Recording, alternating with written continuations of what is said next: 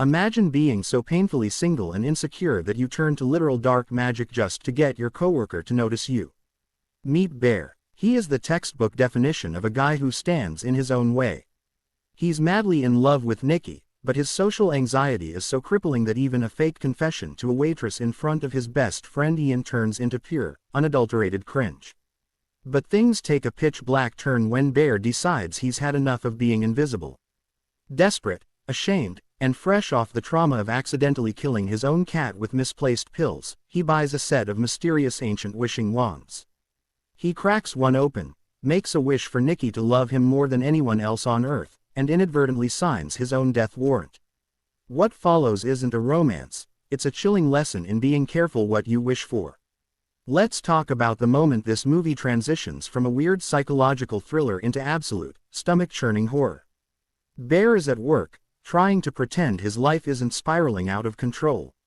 He opens a cute lunchbox that Nikki packed for him, expecting a sweet gesture. Instead, he finds a collection of stalker-esque photos of himself sleeping, taken from creepy angles. But the real horror is waiting at the bottom.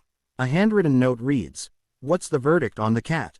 In a flash of pure dread, Bear realizes the meat inside his sandwich isn't regular groceries. It's Sandy, his dead cat. Nikki literally butchered his pet and fed it to him as a twisted token of devotion. When he later confronts her, asking point blank if she cooked his cat, she answers from the bathroom with a casual, chilling, yes. When you buy a cursed object from a shady shopkeeper, there is no refund policy.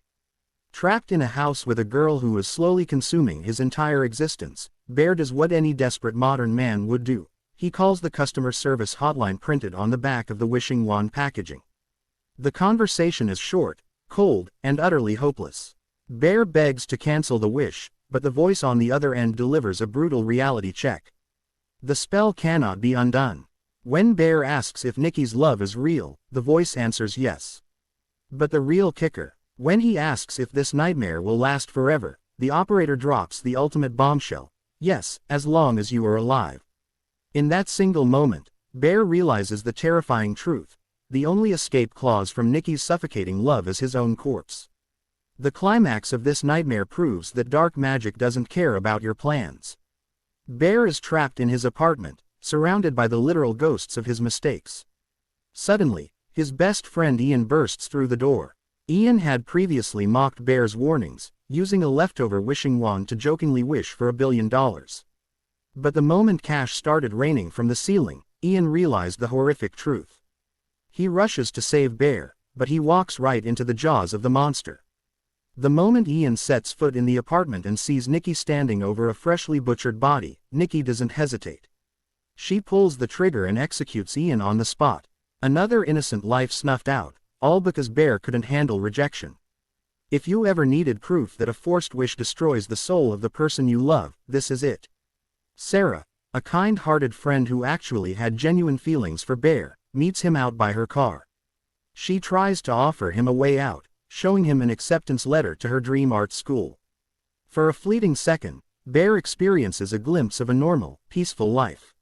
He looks at Sarah and admits he needs someone just like her.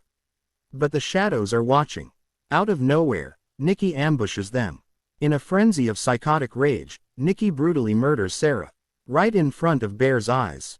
The tragedy hits like a semi-truck when Bear finds the blood-soaked acceptance letter in the aftermath. Sarah died without ever knowing her biggest dream had come true, and Bear is forced to help bag the body of the only girl who actually cared for him. The morning after the wish is made, the cracks in Nikki's reality start showing up in the most unsettling ways. Bear walks into his kitchen, expecting a normal morning, only to stumble upon a scene straight out of a cult ritual. His dead cat, Sandy, is laid out on the counter, meticulously surrounded by fresh flowers and burning candles. Nikki has built a literal shrine to his dead pet.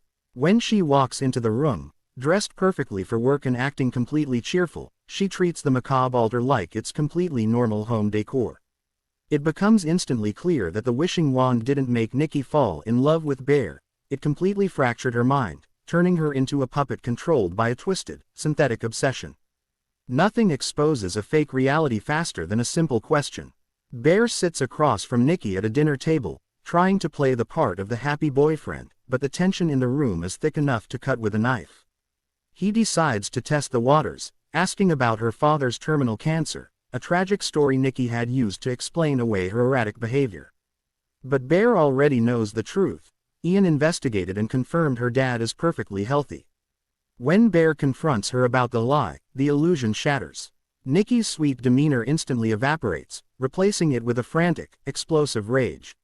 She screams at him for ruining a perfect day, revealing that her entire personality is now a fragile, desperate construct designed solely to keep him trapped. You can try to hide a psychotic break at home, but you can't hide it at a party full of your closest friends.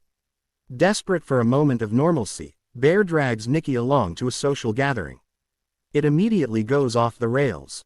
Nikki's laughter is too loud, her stories are deeply unsettling, and she eyes everyone in the room like an apex predator protecting its prey. The breaking point arrives during a party game when Bear is challenged to kiss Sarah. Nikki violently shoves Sarah out of the way, takes her place, and launches into an unhinged speech about a connection, deeper than life itself. Moments later, completely losing control of her own motor skills, Nikki begins violently slapping and hitting herself in front of a horrified crowd, trapped in a glitching loop of magical obsession. The most heartbreaking aspect of this story is that the real Nikki isn't gone, she is a prisoner inside her own body. Late at night, as Bear lies awake in terror, Nikki's voice suddenly shifts. The manic, wide-eyed monster disappears, and for a few fleeting seconds, the genuine Nikki breaks through the magical haze. Tears streaming down her face, she begs Bear to do the unthinkable, she begs him to kill her. She cries out, pleading with him not to let the other version wake up again. She wants to be herself, but the ancient curse forces her to be a monster. It's a chilling revelation for Bear. He didn't just ruin his own life, he condemned the girl of his dreams to a psychological purgatory.